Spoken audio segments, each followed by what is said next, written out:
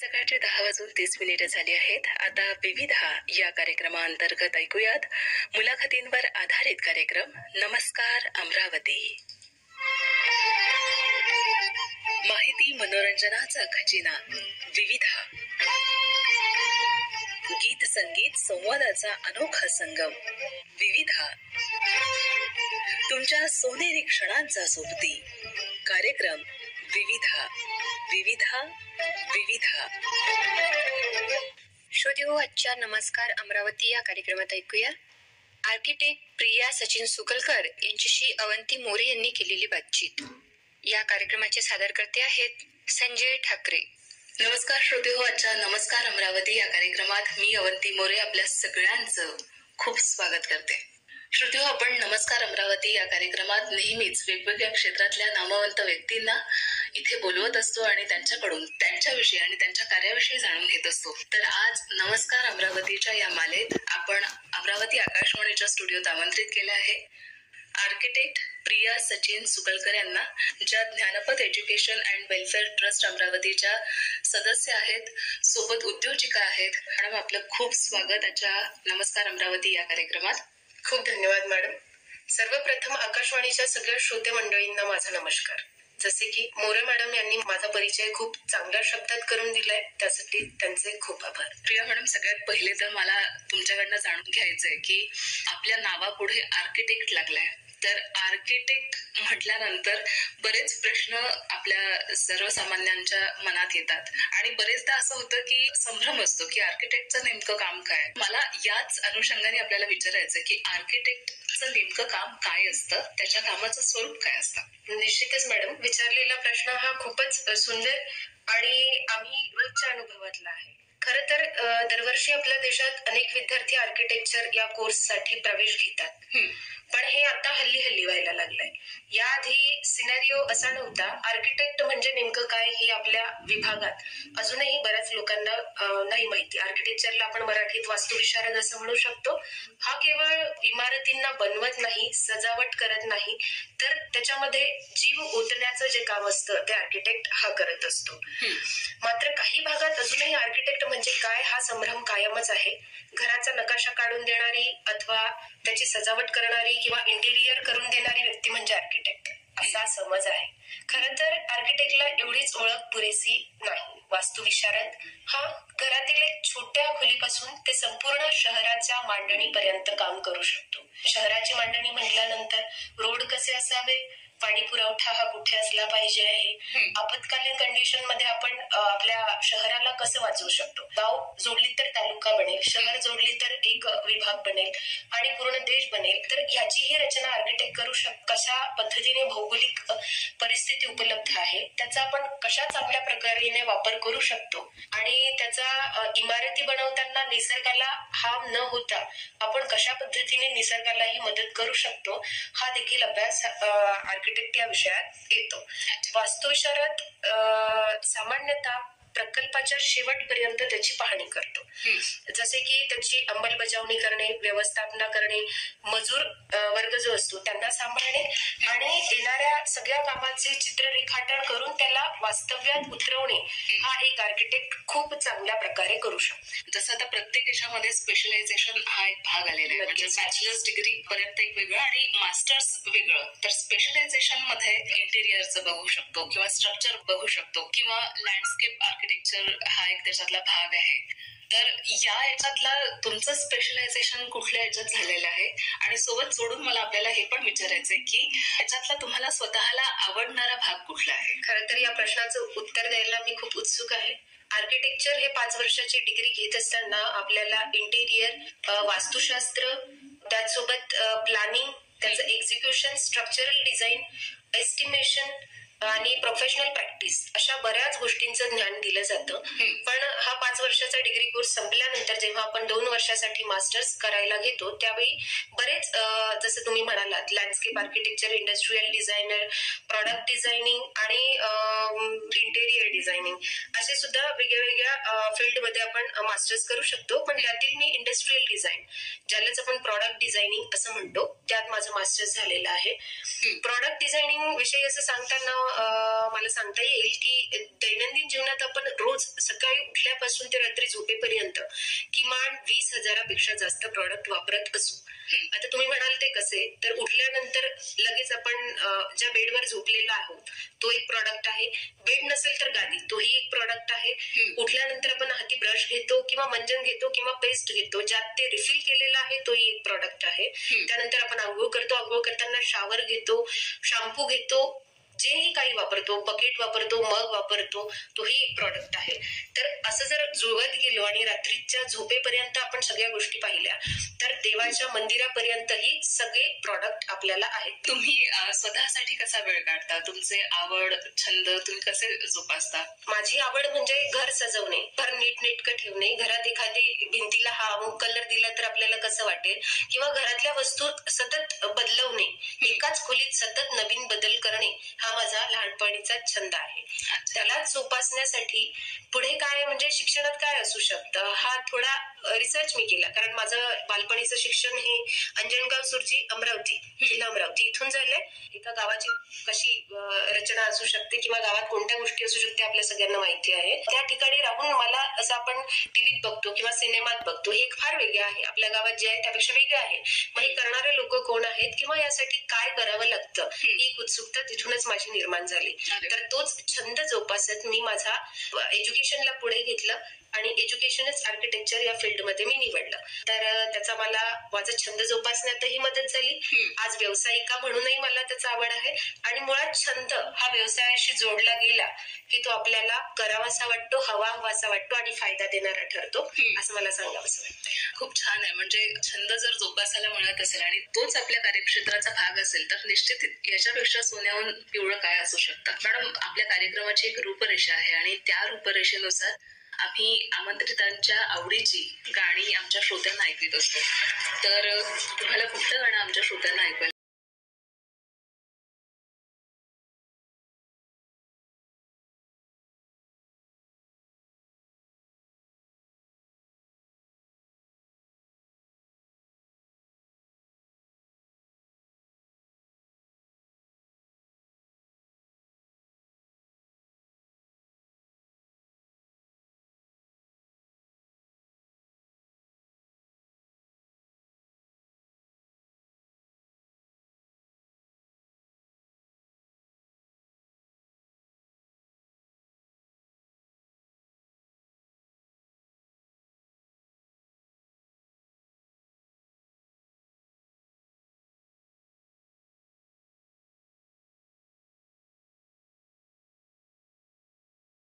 नमस्कार अमरावती या कार्यक्रमात आज आमंत्रित केलेलं आहे आर्किटेक्ट प्रिया सचिन सुकलकर यांना. त्या ज्ञानपथ एज्युकेशन वेलफेअर ट्रस्ट अमरावतीच्या सदस्य आहेत, उद्योजिका आहेत. मॅडम, तुम्ही आता असिस्टंट प्रोफेसर म्हणून पण कार्य केलेलं आहे. तो तुमचा अनुभव कसा आहे? म्हणजे तुम्ही विद्यार्थी दशेत असतानाचा तुमचा अनुभव आणि आता तुलनेत 21व्या शतकातला हे सगळे जे विद्यार्थी आहेत, टेक्नोसॅव्ही विद्यार्थी आहेत, आजकाल बरेच कंप्लेंट्स येत असतात शिक्षकांकडनं की मोबाईल आणि वेगवेगळे गॅजेट्स त्यांच्या हातात आले आहेत, तर शिक्षणाचा सगळा घोळ झालेला आहे. तर तुम्ही असिस्टंट प्रोफेसर तिथे राहिलेला आहात, तर तुमचा तो अनुभव कसा आहे आणि तुम्ही या सगळ्या प्रोसेसला कसं बघता? खरं तर मला आर्किटेक्चर पूर्ण करून किमान 9 वर्ष झालेली आहेत. तर फार माझा आणि आजच्या माझ्या विद्यार्थ्यांमध्ये फार वयाचा गॅप नाही. टेक्नॉलॉजीज त्यांच्याकडे मुबलक प्रमाणात उपलब्ध झालेल्या आहे. म्हणजे पूर्वीच्या काळी आम्हाला वर्गात गेल्यानंतर इमॅजिनेशन हीच आमच्याकडे एक बळ होतं. पण आता वर्गात बसल्यानंतर मोबाईल जर हातात आहे आणि त्याला इंटरनेट कनेक्ट आहे, तर मग इमॅजिनेशन नसलं तरी तुम्ही क्रिएटिव्ह गोष्टी बनवू शकता, कारण काही लोकांनी त्या ऑलरेडी बनवून ठेवलेल्या आहेत. मी माझ्या विद्यार्थ्यांसोबत हा प्रयोग नेहमी केलेला आहे की विद्यार्थी हा 12वीतून जेव्हा आर्किटेक्चर साठी येतो तेव्हा त्याच्याकडे कला असतेच, म्हणजे तो फ्रेश माइंडनी येतो. एका नवीन घरात आपण जेव्हा जातो, रूम अगदी खाली असतात, तिथे काय करायचं हे आपल्या डोक्यात जसं येत राहतं. म्हणजे जिथे काहीच नाही तिथे मी काय करू शकतो, असा हा विद्यार्थी आर्किटेक्चरला आलेला असतो. माझ्या विद्यार्थ्यांवर किंवा इतर कुठल्याही विद्यार्थ्यांवर मला तेवढाच ट्रस्ट आहे, कारण कलागुण हे सुप्त गुण असतात. एक टाइम लिमिट असाइनमेंट त्यांना जर दिली आणि तेवढ्या वेळेपुरती तुमच्यातली कलागुण दाखवा असं जर म्हटलं तर ती खूप चांगली असते रादर इंटरनेटवरून केलेल्या गोष्टीपेक्षा. म्हणजे कॉपी पेस्ट करण्यापेक्षा कलेला तुम्ही वाव देण्याचा तुमचा भर असतो विद्यार्थ्यांना. ही कलेविषयीची उकल खरंच आपण खूप छान सांगितली. आता मला याच्याशी संबंधित आपल्याला जोडून विचारायचं की आर्किटेक्टचं बरेचदा असं काम असतं की प्लॅनिंग करणं असतं, एक्झिक्युशन करणं असतं, या सगळ्या याच्यातल्या ज्या पायऱ्या आहेत, तर याविषयी आम्हाला अगदी अगदी खूप सुंदर प्रश्न आहे हा. खरं तर कुठलीही इमारत असो, घर असो, एखादी रूम असो, तिथे राहणारा व्यक्ती हा महत्वाचा असतो. त्याला लागणाऱ्या गोष्टी ह्या महत्वाच्या असतात. त्यांची आवड काय आणि कोणत्या हेतूसाठी ती वास्तू वापरली जाणार आहे. एरिया तेवढाच असू शकतो. 10 बाय 10 ची खोली पकडली आपण त्याला बेडरूम करू शकतो, त्याला आपण हॉल करू शकतो. थोडा छोटा होईल पण त्याला हॉल, एखादा कॅफे किंवा एखादा इंटरनेट कॅफे किंवा त्याला वेगवेगळ्या रूपात एकाच रूमला आपण कन्वर्ट करू शकतो. पण त्या रूमसाठी, त्या एरियासाठी काय पर्पज आहे हा सगळ्यात पहिले आम्ही समजून घेतो. तिथला युजर कसा आहे, त्याला लागणाऱ्या गोष्टी काय आहेत ह्या गोष्टी आपण समजून घेतो. आता यातलं छोटं उदाहरण द्यायचं झालं तर एक छोटी मुलं असली त्यांची बेडरूम वेगळी, यंगस्टर ज्याला आपण मास्टर बेडरूम म्हणतो ती वेगळी, आणि जर वयोवृद्ध असतील तर त्यांच्या सवयी, आवडी, निवडी आणि उपयोग जागेचा हा वेगळा असतो. खरं तर या तिघांचाही विचार करून ती गोष्ट बनवली जाते. म्हणजे युजरची आवड काय आहे त्यावरूनही आपण त्या बिल्डिंगला कसं बनवू शकतो हे असतं. लॉयरचं ऑफिस आहे तर त्याच्या लागणाऱ्या गोष्टी म्हणजे त्याला कपबोर्ड्स आणि त्याचे स्टोरेज स्पेस जास्त लागेल. एक आर्किटेक्ट आहे तर त्याला स्टुडिओ मोठा लागेल जिथे वर्कर जास्त आहे. एक डॉक्टर आहे तर त्याला पेशंट चेक करायला, त्याचं मेडिसिन ठेवायला त्याच रूमला वेगळ्या वेगळ्या पद्धतीने, त्याच जागेला वेगळ्या वेगळ्या रूपात आपण आणण्याचं जे काम आहे ते सुरुवात होतं तर खरं क्लायंटची डिस्कशन वरून. त्यानंतर रिक्वायरमेंट कळाल्यानंतर आपण प्लॅन देतो. प्लॅन दिल्यानंतर क्लायंटशी बोलणं होतंय, त्यांना समजून सांगितलं जातो. इमारत उभी व्हायला लागली, ब्रिक वर्क झालं, प्लास्टरिंग झालं, कन्स्ट्रक्शन झालं, पीओपी झाले, लाईट लागले, फॅन लागले, स्विचेस लागले, इथपर्यंत बिल्डिंग संपत नाही. त्यानंतर खरी बिल्डिंग सुरू होते. क्लायंट विषयी जाणून बिल्डिंग बनवणे आणि ती त्याला हँडओव्हर करून त्यानंतरही त्याला सेवा पुरवणे हे कार्य अविरतपणे चालू असतं एका वास्तुविशारदाचं. आपण आधी गाण्याच्या पूर्वी बोललो होतो, तुमचा छंद म्हणूनच तुम्ही हे पाहिलं की मला घरात हे बदल करायचे, ते बदल करायचे, मला असं काहीतरी आवडतं आहे. तर असं म्हटलं जातं की बरेचदा वास्तुविशारद किंवा स्थापत्य अभियांत्रिकी ज्याचं कोणाचं असेल तर असं म्हटलं जातं की तो फक्त एक वास्तू तयार करून देतो, पण त्या घराला घरपण देते ती एक स्त्री. नक्की. तर आपण वास्तुविशारद म्हणून कार्यरत आहात आणि एक स्त्री आहात, तर मुळातच घराला घरपण देणारी ती स्त्री असते. ही जी दुहेरी भूमिका आहे ही पार पाडताना तुमचा अनुभव कसा आहे आणि काय सांगाल तुम्ही? नक्कीच. या भूमिकेविषयी आपलं घर कसं असावं किंवा त्याची सजावट कशी असावी, अमुक भिंतीचा रंग कसा असावा, घरात पडदे कुठले असावे, पायपुसणी कुठे असावी, माझ्या किचन मध्ये काय काय हवं, माझं देवघर कसं असावं, ह्या सगळ्या झाल्या गृहिणींशी संबंधित प्रश्न. आणि त्या प्रत्येक गृहिणी, म्हणजे मी आता आर्किटेक्ट म्हणून बोलत नाहीये, एक गृहिणी म्हणून मी स्वतःला त्या पारड्यात ठेवते आणि तुमच्या प्रश्नाची उत्तरं देते. तर एक गृहिणी म्हणून आपण आपल्या घराला रोज जी नवीन वळण देत असतो, सजावट करत असतो, एक फ्लावर पॉट मध्ये फुल जरी टाकले तरी ते कुठे ठेवावे याचा प्रचंड विचार एक गृहिणी करत असते. तर ती स्वतः एक वास्तुविशारद आहे असं मी तिला म्हणेल. पण खरं सांगायचं झालं तर गृहिणी चांगल्या प्रकारे आपलं घर सांभाळतेच, पण कधीतरी तिच्याही मनात शंका येतात की मी जे करते ते योग्य आहे का, किंवा आपण कोणाला विचारायचं, आज मी हा बदल माझ्या घरात केला, हा अमुक बदल चांगला दिसतोय का, डोळ्याला भावतोय का, किंवा इतरांना आवडेल का, अशा तिच्या मनात ज्या शंका असतात त्या शंकेचं निरसन करणारा आर्किटेक्चर BARCH हा कोर्स आहे. तो कोर्स केल्यामुळे मला जो कॉन्फिडन्स आलेला आहे की जे मी करते, जे मी करू शकते, बऱ्याच लोकांना आवडते, आवडू शकते आणि असा अनुभव मी याआधी घेतलेला आहे. म्हणून कुठलीही गृहिणी असो, घरातली व्यक्ती असो, घर सजावट करतेच, पण त्यासोबत त्याला जर शिक्षणाची जोड मिळाली तर नक्कीच ते एक नाविन्यपूर्ण वास्तू तयार होऊ शकते. अरे वा, खूप छान. मॅडम, पुन्हा एकदा कार्यक्रमात एका गाण्याची वेळ झालेली आहे, तर कुठलं गाणं आपण आमच्या श्रोत्यांना ऐकवणार आहात? यू ही चल चला राही, स्वदेश या सिनेमामधलं हे गाणं आहे. चला चल रही, यूं ही चला चल रही, कितनी हसीन है ये दुनिया, फूल सारे चमेले देख फूलों की मेले, बड़ी रंगीन है ये दुनिया.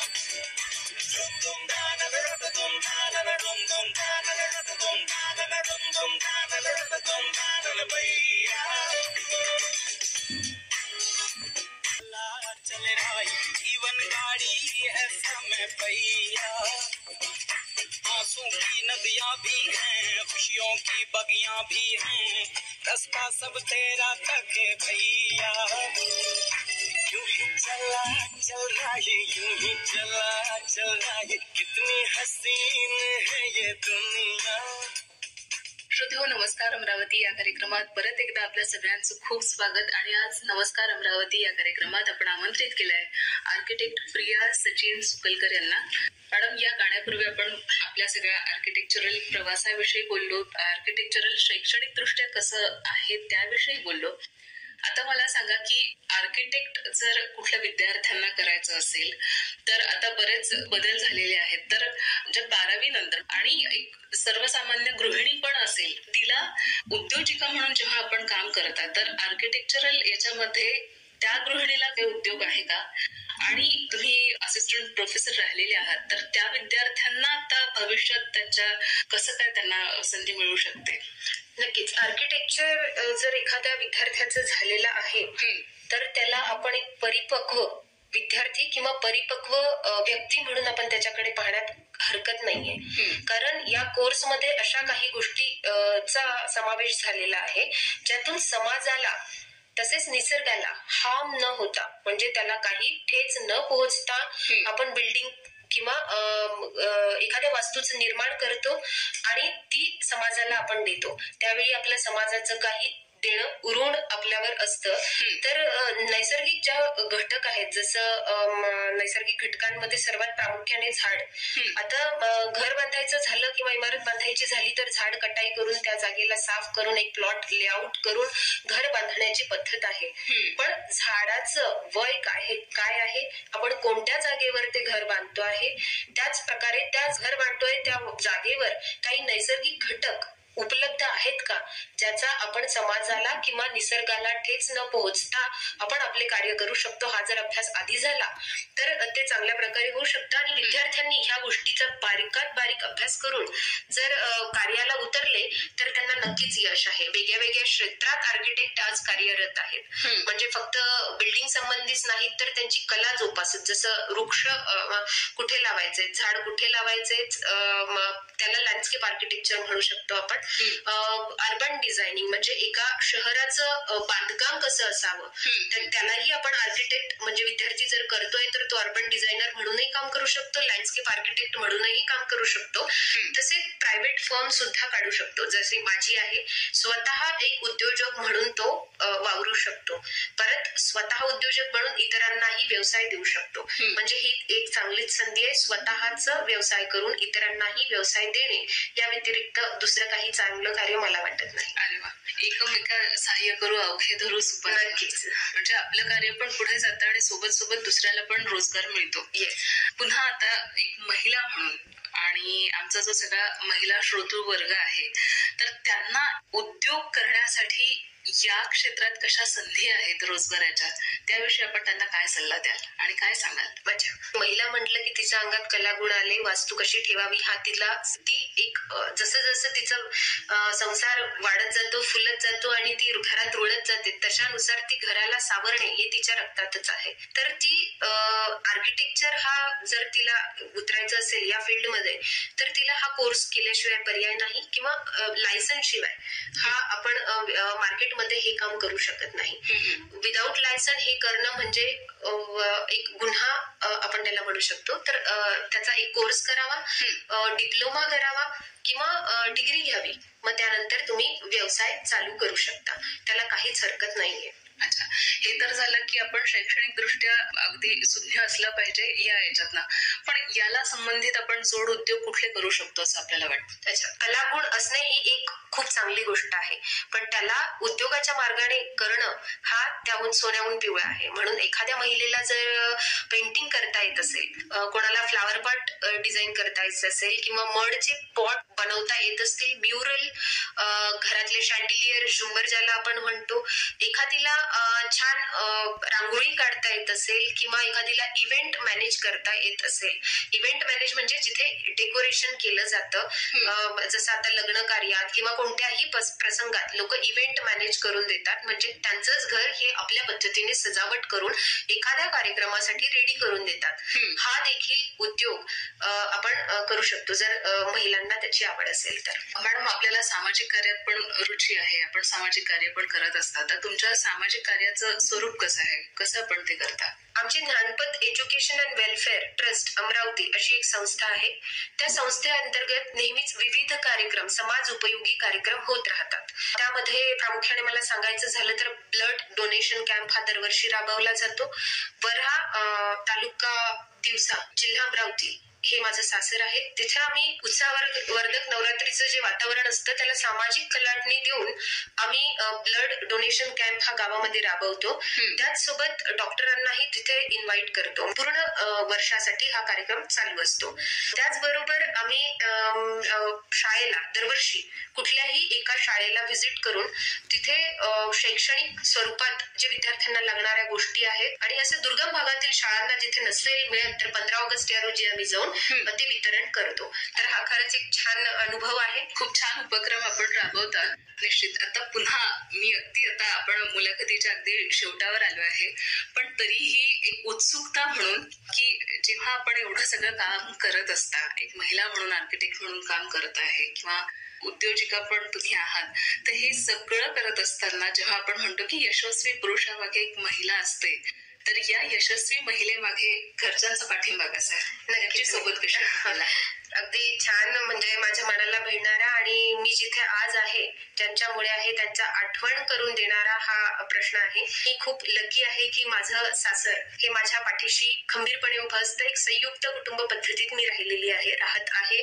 तर माझ्या कुटुंबियांचा मला नेहमीच आधार असतो, साथ असतो. म्हणूनच आज मी इथून तुमच्याशी बोलू शकत आहे. आमचे मोठे दादा श्री चंद्रकांत सुकलकर यांचा प्रिंटिंग व्यवसाय आहे. त्यांच्या सोबत आमचे दादा जगदीश सुकलकर यांचाही जोड व्यवसाय आहे. माझे मिस्टर सचिन सुकलकर यांचं पब्लिकेशन हाऊस आहे. या सगळ्यांचे कॉन्टॅक्ट, हा जो वारसा आहे तो माझ्या सासऱ्यांकडून श्री ज्ञानेश्वर सुकलकर, म्हणजे एक सून म्हणून हिला आपण प्रमोट करावं, हिला आपण पुढे आणावं, कार्य सतत चालू राहतं. आज मी इथपर्यंत पोहोचण्यामागे जे आधारस्तंभ माझे मिस्टर सचिन सुकलकर हे कायमच माझ्या पाठीशी उभे राहिले आहेत आणि त्यांनी जो मला प्रत्येक पदोपदी जो सहारा दिलेला आहे, माझ्या मनाची जी खंबीरता बनवलेली आहे आणि मला इथवर पोहोचण्यासाठी जे श्रेय घेतलेले आहेत ते खरंच वाखाणण्याजोगे आहेत.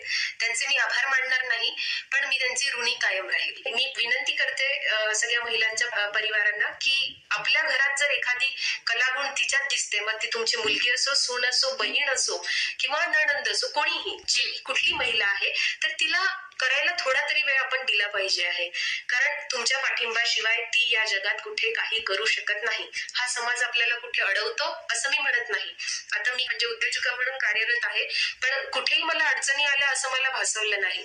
फक्त एकदा स्वतःची हिंमत करून आपल्याला घराबाहेर पडणे आहे. घराच्यांचा पाठिंबा असेल तर आनंदीपणे आपण ते कार्य करू शकतो.